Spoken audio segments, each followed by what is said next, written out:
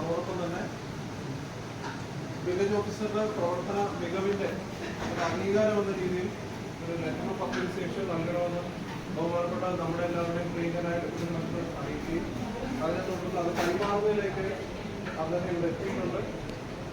ഈ ചടങ്ങിലേക്ക് ബഹുമാനപ്പെട്ട നമ്മുടെ പ്രിയങ്കനായ ഡെപ്യൂട്ടി കളക്ടറെ സവിനയം സ്വാഗതം ചെയ്യും. അതോടൊപ്പം നിങ്ങൾ ഓരോരുത്തരെയും നമ്മുടെ വില്ലേജ് ഓഫീസറായ ഗീതയും ഈ യോഗത്തിലേക്ക് സവിനയം സ്വാഗതം ചെയ്യും. ഇതില്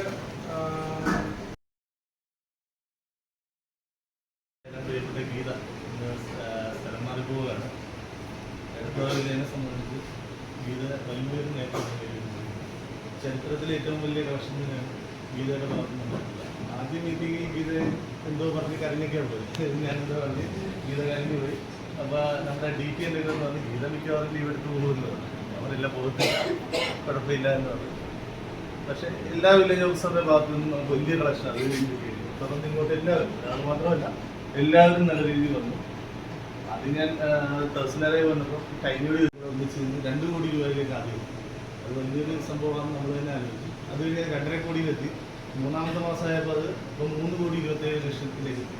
അത് കുട്ടാൻ്റെ ചരിത്രത്തിലെ വലിയ ഇത് തന്നെയാണ് 3 മാസം. എനിക്ക് സെക്രട്ടറിയുടെ ഫയലദാലത്താണ് 15-ാം തീയതി രാവിലെ 11 മണിക്കുള്ള 22 എമർജൻസി ഫയൽ കൊടുക്കേണ്ട തിരക്കായിരുന്നു. പക്ഷേ നിങ്ങളുടെ VOമാർ ഒരു മീറ്റിംഗിൽ ഞാൻ വന്നില്ല എങ്കിൽ ഞാൻ ആ കസേരയിൽ ഇരിക്കുന്നതുകൊണ്ട് അർത്ഥമില്ല. കാരണം എൻ്റെ കാര്യങ്ങൾ നിങ്ങളാണ്.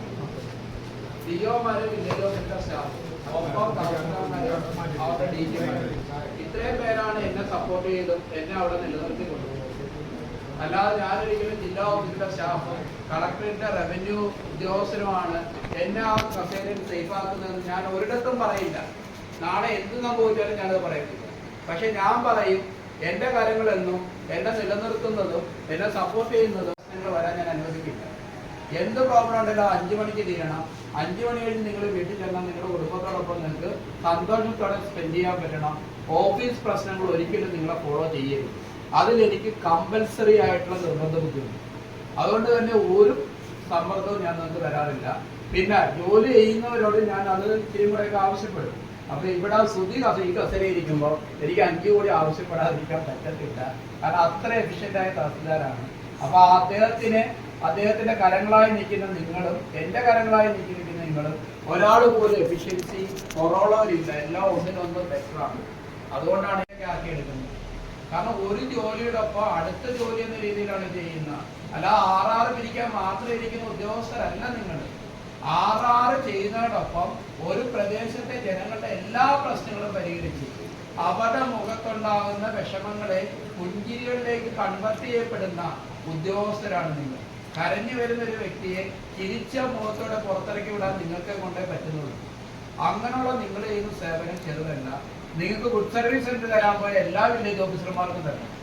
കാരണം എല്ലാവരും എഫിഷ്യൻ്റ് ആണ്. പക്ഷെ ഗുഡ് സർവീസ് സെന്ററുടെ മഹത്വം നമുക്കറിയാമല്ലോ.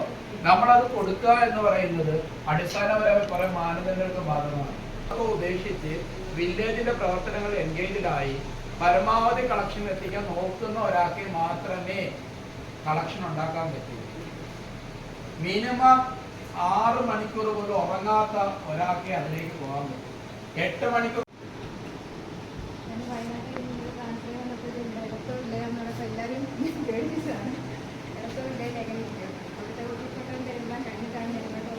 ചെറിയ വില്ലേജ് വന്നാൽ മതിയെന്ന് ഞാൻ പറഞ്ഞു. പക്ഷേ ഇത്രയും വലിയ വില്ലേജ് സഹപ്രവർത്തകരുടെ ഒരു സപ്പോർട്ടോടുകൂടി ഞങ്ങൾ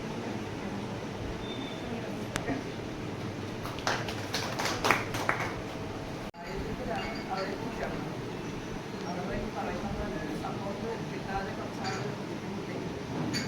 ഗീതയുടെ കഴിവിൻ്റെ അങ്ങേയറ്റം എടുത്താണ് എത്താൻ സാധിച്ചു. എന്നാലും ഗീതയിൽ എവിടെ പോയാലും ഒരു കുഴപ്പമില്ലാതെ വർക്ക് ചെയ്യാൻ പറ്റും. നേരത്തെ എനിക്ക് ഗീത അറിയാവുന്നതാണ്, നന്നായിട്ട് വർക്ക് ചെയ്യുന്നതാണ്. ഈ സൈഡിൽ ഗീത കുറച്ചുകൂടെ നിലനിൽച്ചിട്ടുണ്ട് അവിടെ ആയിരുന്നു.